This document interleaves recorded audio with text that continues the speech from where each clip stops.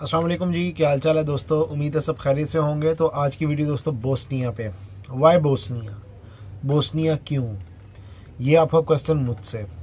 मेरा उल्टा क्वेश्चन आपसे कि वाई तुर्की, तुर्की क्यों। तो आप क्या जवाब दोगे कि इस टाइम जैसे कि पूरी दुनिया लॉकडाउन है, चंद एक कंट्रीज़ ओपन है, तुर्की की हम ट्रैवल हिस्ट्री बना लेंगे। तुर्की का बड़ा स्ट्रॉन्ग वीज़ा है, एशियन कंट्रीज़ में से अच्छा वीज़ा शुमार होता है। अगर हम तुर्की से होके आ जाते हैं, नेक्स्ट टाइम हम यूरोप का वीज़ा अप्लाई कर सकेंगे। यूके का हमने वीज़ा अप्लाई करना नेक्स्ट। आपका मेजोरिटी लोगों का यही मुझे आंसर होगा, और लोगों के मेरे से बातचीत होती रहती है तो वो यही कहते हैं। तो दोस्तों मुझे एक चीज़ बताओ कि बोस्निया का स्टेटस क्या है। बोस्निया क्या तुर्की से ज़्यादा स्ट्रॉन्ग है या नहीं है। भाई मैं आपको बताता चलूँ, बोस्निया यूरोप के अंदर आता है, क्रोएशिया के साथ लगता है, सर्बिया के साथ लगता है, और क्रोएशिया के आगे स्लोवेनिया और फिर तुर्की इटली लगता है। ये मिडल बनता है यूरोप का। लेकिन ये अगर बोस्निया को देखा जाए, वो यूरोप में ज़रूर है, ना ही वो शेंजन का पार्ट है, ना ही वो यूरोपीय यूनियन में है।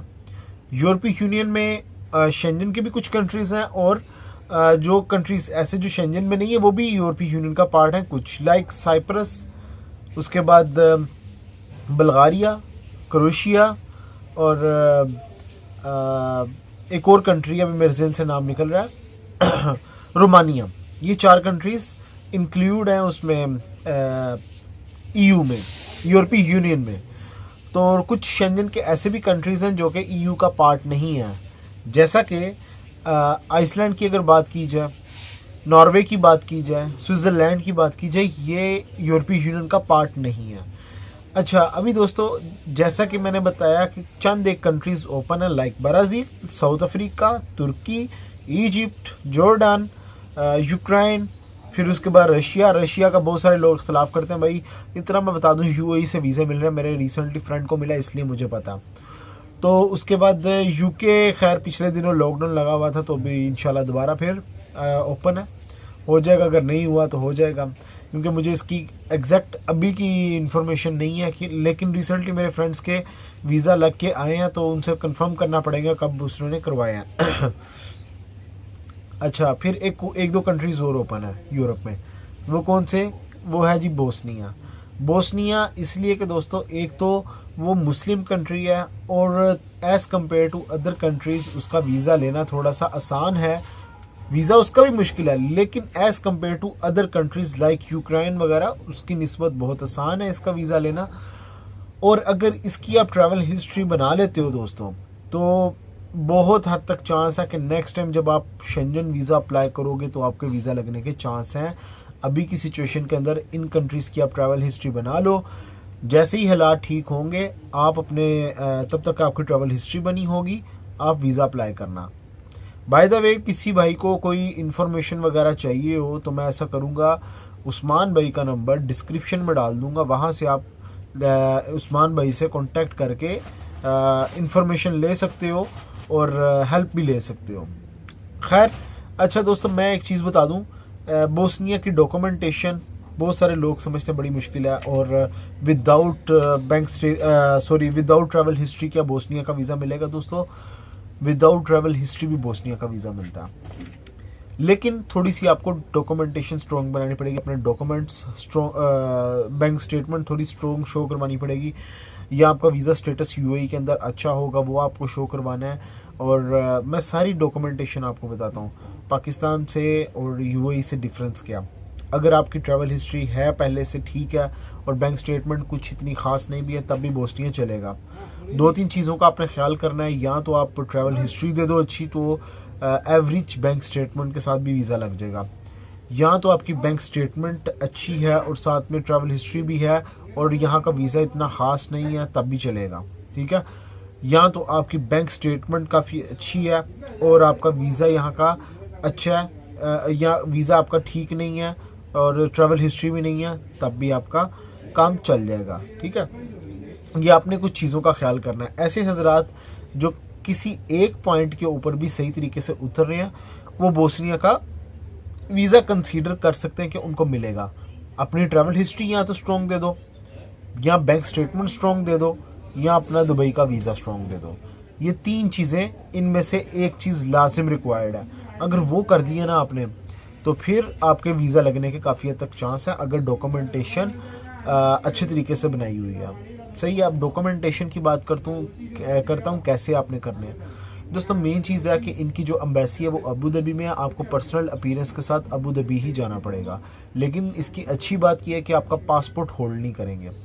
आपके जो डॉक्यूमेंट्स हैं वो स्कैन कर लेंगे और आपका पासपोर्ट रिटर्न कर देंगे 18-20 दिन बाद।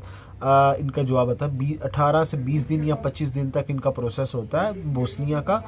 और उसके बाद अगर आपका वीज़ा लगाना हो, ये आपको कॉल करते हैं, आप वापस जाओ और पासपोर्ट तो 2 से 3 दिन के अंदर ही आपको वीज़ा लगा के दे देते हैं।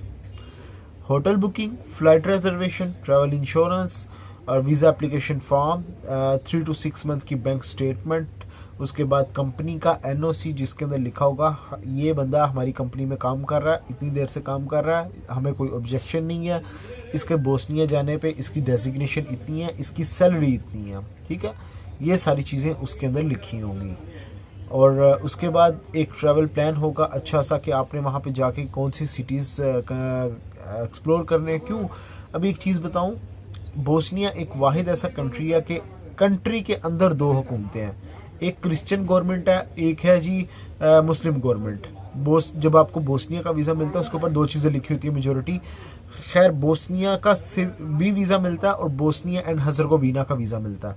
मेजोरिटी बोस्निया एंड हर्ज़ेगोविना का वीज़ा मिलता है। इसका मतलब है आप दोनों पार्ट्स की तरफ जा सकते हो, बोस्निया की तरफ भी जा सकते हो और हर्ज़ेगोविना की तरफ भी जा सकते हो। एक कंट्री के अंदर 2 कंट्रीज। अगर सिर्फ बोस्निया का वीज़ा मिले तो आप सिर्फ बोस्निया में ही रहोगे। जो बोस्निया का जो लीडर है, जो सदर कह सकते हो या गवर्नमेंट है, वो है मुस्लिम, और जो कि हर्ज़ेगोविना का है वो है क्रिश्चियन, ठीक है। और ये जो लगता है हर्ज़ेगोविना, ये मोस्टली क्रोएशिया के साथ लगता है, बॉर्डर वाली साइड पे लगता है। और बहुत सारे लोग मुल्क के अंदर ही डंकी लगा रहे होते हैं, बोस्निया से हर्ज़ेगोविना की डंकी लग रही होती है क्योंकि आगे उन्होंने जाना होता है। खैर मेरा ये टॉपिक ही नहीं है। अच्छा, उसके बाद दोस्तों ट्रैवल प्लान हो गया, फिर वीज़ा एप्लीकेशन फॉर्म हो गया, वीज़ा रिक्वेस्ट लेटर हो गया, आपकी पासपोर्ट साइज़ पिक्चर्स होगी। एक मेन डॉक्यूमेंट जो है जिस पे वीज़ा बेस कर रहता है वो मांगते हैं इनविटेशन लेटर। अगर इनविटेशन लेटर नहीं है आपके पास, C कैटेगरी का वीज़ा लगा रहे हो, तो पेड होटल वाउचर से भी आप काम चला लोगे। अब 2 चीज़ें हैं, या तो hotel booking paid hotel voucher लगा दो या फिर वहाँ से इनविटेशन लगा दो। ये लगाओगे जब चीज़ें स्ट्रॉन्ग चीज़ें लगाओगे, और आपके जितने प्रीवियस पासपोर्ट और जितने प्रीवियस वीज़ाज़ वगैरह उनकी कॉपी आपने साथ में लगानी है, वो अपने एम्बेसी में सबमिट कराना है, तो होपफुली आपका वीज़ा लग जाएगा। अभी की सिचुएशन के अंदर मैं आपको रिकमेंड क्या करूँगा कि आप सबमिट करो, चांस लो, रिस्क लो। नहीं समझ में आ रही ना चीज़, तो उस्मान भाई का नंबर है, वो आपको गाइड कर देंगे पूरा, ठीक है, किस तरीके से क्या करना है। डॉक्यूमेंट्स हेल्प चाहिए होगी ले लेना। दुबई में है, मैं अबू धाबी में हूँ, और उस्मान भाई दुबई में है, तो अगर मिलना भी होगा उस्मान भाई से कांटेक्ट करके भी आप मिल सकते हो, ठीक है दोस्तों। नेक्स्ट वीडियो में मिलेंगे। कोई क्वेश्चन कोई क्यूरी होगी, डिस्क्रिप्शन में नंबर है, कांटेक्ट कर लेना। अपना ख्याल रखें, टेक केयर, अल्लाह हाफ़िज़।